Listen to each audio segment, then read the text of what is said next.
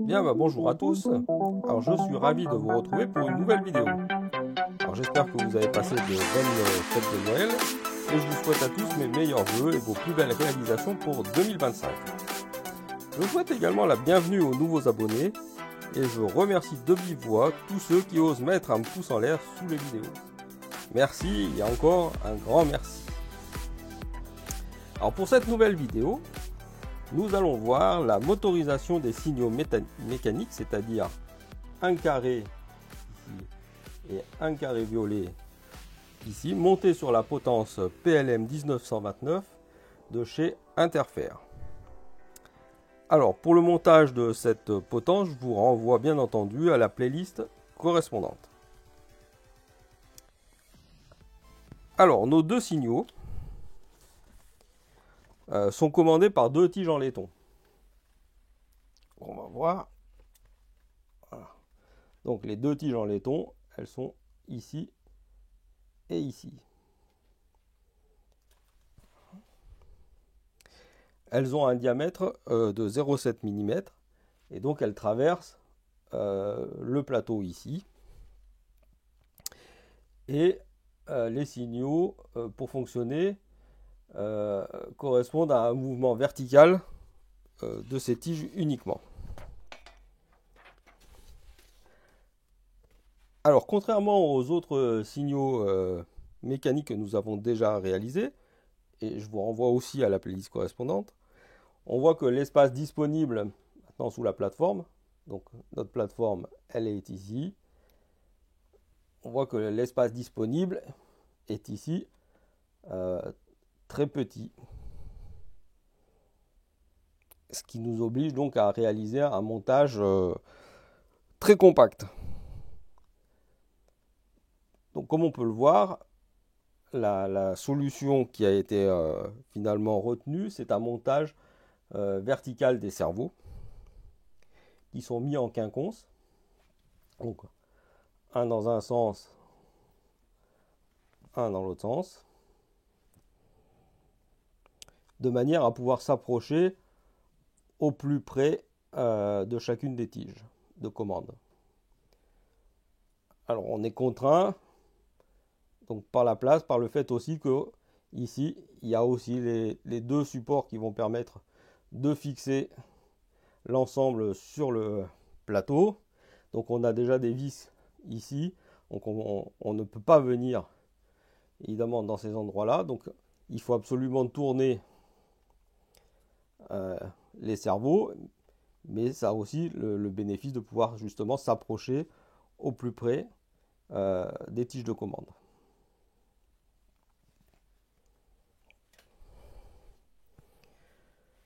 Alors pour mettre ces cerveaux en place, on a utilisé les supports ici. Cette partie en plastique là, ce sont des supports de chez ESU qu'on a monté sur un morceau de cornière métallique, donc qu'on a déjà présenté à de multiples reprises. Donc voici notre cornière métallique. Voilà. Et donc on a découpé dans ce morceau des tranches ici qui font 9 mm.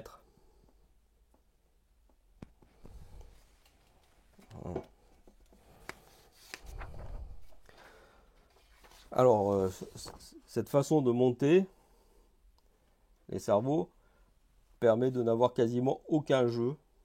Voilà, comme on peut voir, ça bouge très très peu ici, une fois les cerveaux mis en place. Donc il ne nous reste plus qu'à ce moment-là à transmettre le mouvement de rotation du cerveau en un mouvement vertical de la tige de commande. Alors pour ce faire, nous allons jouer avec la souplesse des tiges, mais cela ne peut pas tout compenser.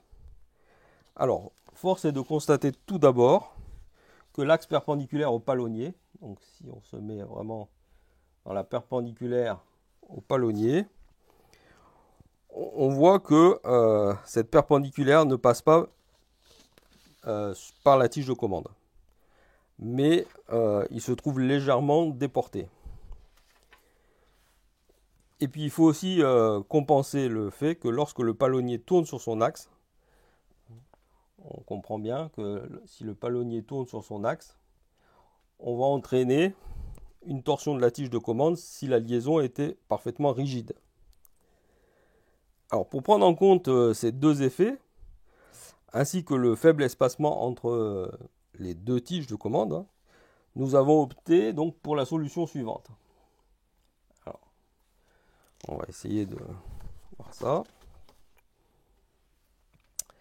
Donc,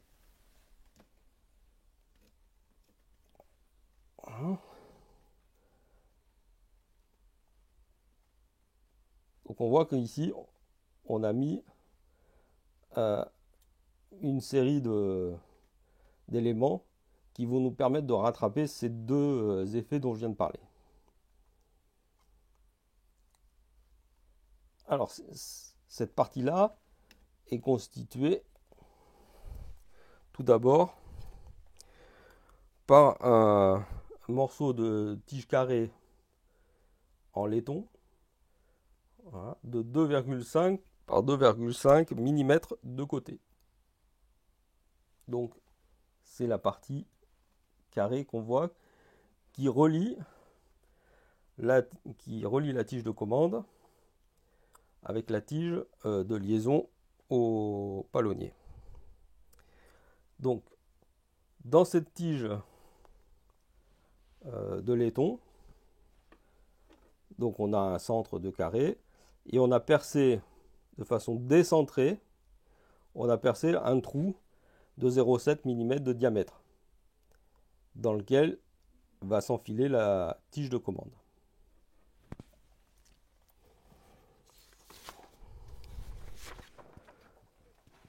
Ensuite,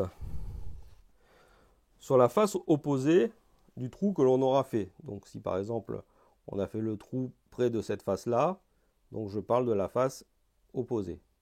Donc sur la face opposée, on vient de découper, on va venir souder un tube de laiton. Voilà. Donc voici les tubes de laiton. On va voir si je peux en sortir un. Voilà.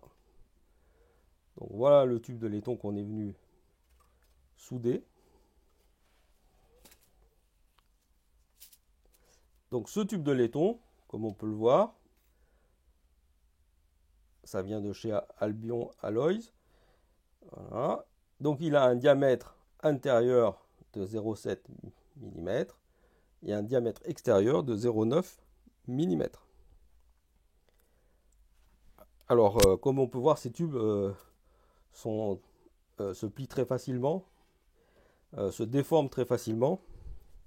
Et donc pour découper les tubes, il faut absolument utiliser un disque à tronçonner avec une mini perceuse. Voilà.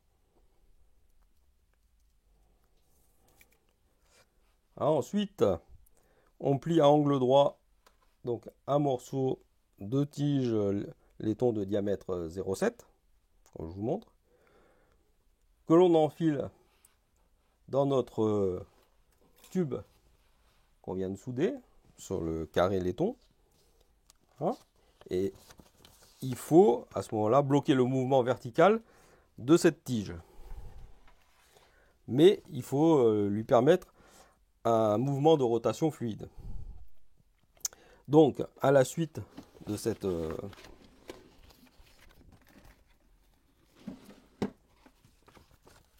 de la tige, on va insérer voilà,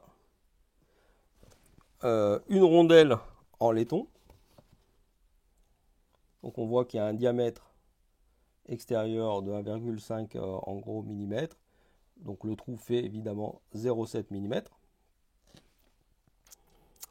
Et on va venir finalement coller derrière cette tige un morceau de tige evergreen de diamètre 1,6 mm que l'on a préalablement percé avec un trou de 0,7. Donc on voit encore, là, il me reste deux petits morceaux là.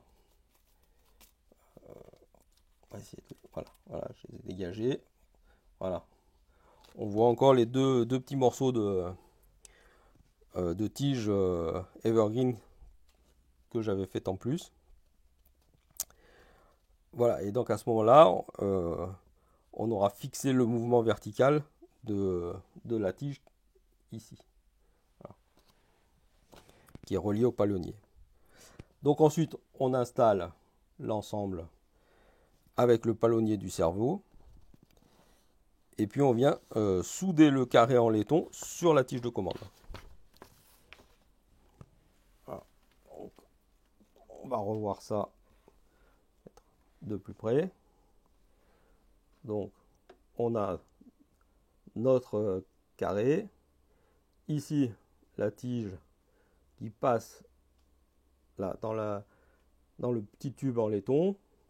Il y a la rondelle qu'on aperçoit ici.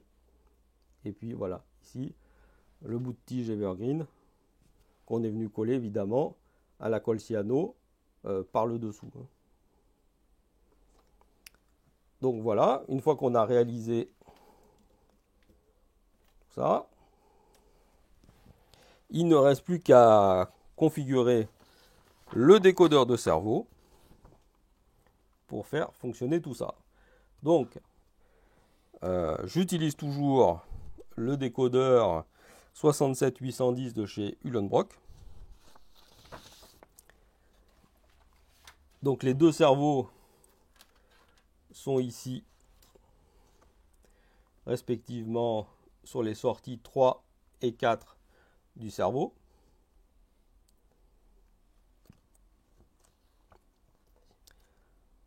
Et donc nous allons voir donc, les CV qui sont à configurer. Donc je rappelle juste que ici nous avons la liaison au transfo et ici nous avons la liaison au câble JK de la sortie de la centrale, ici lens.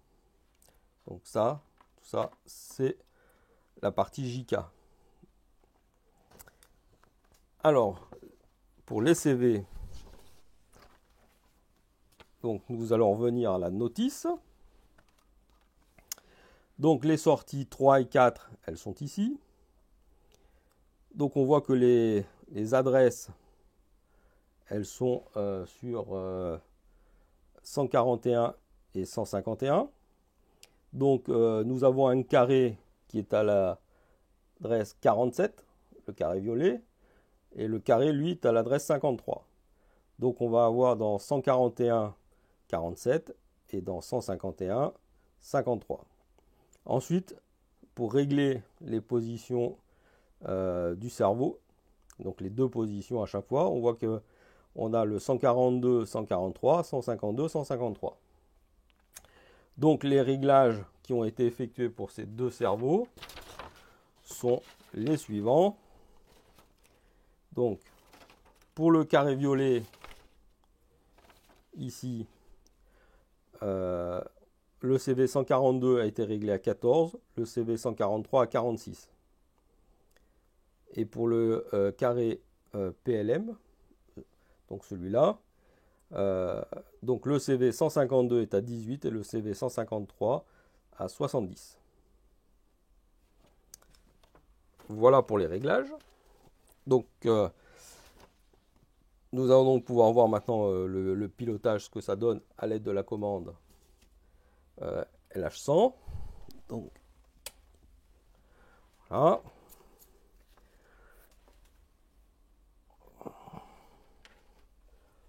Voilà, donc on va aller ici choisir SW. On va indiquer l'adresse. Donc pour le carré violet, c'est 47. Voilà. Et donc nous allons voir maintenant le déplacement correspondant du cerveau avec le carré violet. Voilà. Donc on doit voir, voilà, ici la tige de commande monté. On voit la souplesse de la tige hein, qui est utilisée ici. Voilà. Donc on recommence. Donc on voit que la souplesse de la tige fait que ça vient légèrement vers l'avant. Donc il n'y aura pas d'interaction avec l'autre tige de derrière. Hein. Donc maintenant si on retourne, on va voir. Je ne sais pas si on le voit comme ça. Il faut qu'on le retourne. On va le retourner. Ça.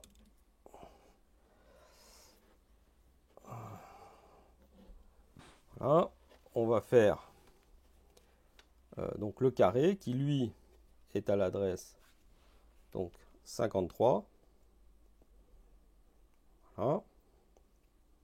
Donc maintenant si je fais plus, hop, voilà. Donc là on a vu la tige, elle est montée mais elle s'est dirigée un petit peu vers le cerveau. Donc du coup quand elle est en hauteur, il n'y aura pas d'interaction avec l'autre tige. Si je reviens en arrière, voilà. Et donc, comme on l'avait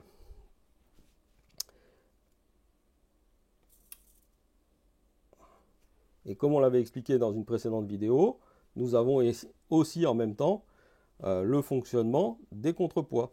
Donc là, le contrepoids, il est monté. Si maintenant, je redescends, hop, on voit que le contrepoids redescend. Et on avait exactement le même fonctionnement avec le contrepoids pour le carré violet. Donc si je reviens sur le carré violet,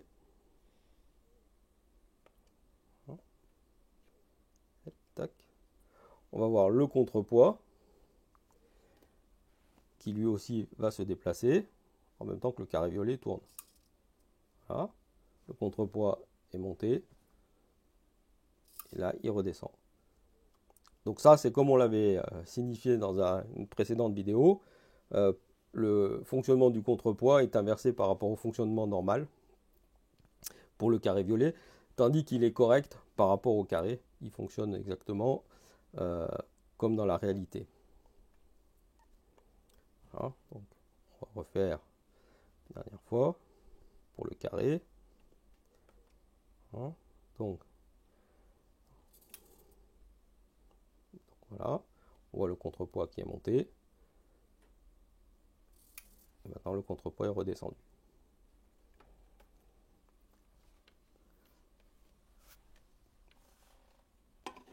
Voilà. Alors, on a finalisé maintenant notre potence. On va la remonter un peu. Également, en lui ajoutant les câbles de transmission funiculaire. Alors, qui sont pas faciles à voir parce que c'est très très fin. Alors évidemment, ces câbles ici sont non fonctionnels. Alors pour ce faire, on a utilisé le fil élastique polyuréthane de chez AK. Voilà. Donc au lieu du fil en caoutchouc EZ-Line qui va se durcir et se fragiliser avec le temps, ce qui ici ne devrait pas être le cas avec du fil polyuréthane. Donc grosso modo, ce fil avant d'être étiré, il a un diamètre en gros de 0,08. Bon, ce qui est évidemment pas à la bonne échelle si on devait prendre en compte le fait que dans la notice, les signaux sont commandés par des fils d'acier de diamètre de 4 ou 5 mm. Hein. Donc il faudrait vraiment des fils de diamètre beaucoup plus petits pour être à l'échelle. Donc comme ce sont des fils en acier, on les a peints également ce fil qui est à l'origine noir, couleur acier. Voilà. Et puis on y a ajouté une patine sur ce fil en utilisant voilà, le shaft un bearing grise, donc de la graisse, couleur graisse de chez AK. Donc une huile de chez AK. Alors on a essayé de réaliser grosso modo, au moins partiellement, le cheminement qui était indiqué ici dans la notice pour les signaux. Donc on voit ici sur la notice, pour ce signal là, nous avons un câble funiculaire qui vient ici, qui vient là, puis ensuite qui redescend avec le contrepoids. Et pour le signal numéro 1, en principe il est là, il monte ici et il va jusqu'au bout là-bas. Donc on voit qu'il y a un des câbles effectivement qui monte sur la poulie ici, qui vient sur une autre poulie et qui revient ici. Donc qui matérialise en gros ce cheminement là pour le carré. Bon, et pour le carré violet, nous avons l'autre câble par derrière qui monte ici jusqu'à une poulie par derrière et puis qui redescend pour reprendre en quelque sorte le câble ici, la tige de commande du carré violet. Voilà, on peut le voir aussi peut-être par derrière. Voilà, on voit ce câble qui monte, qui va à la poulie, qui redescend ici. Voilà, donc on a donc maintenant une potence PLM entièrement fonctionnelle et finalisée.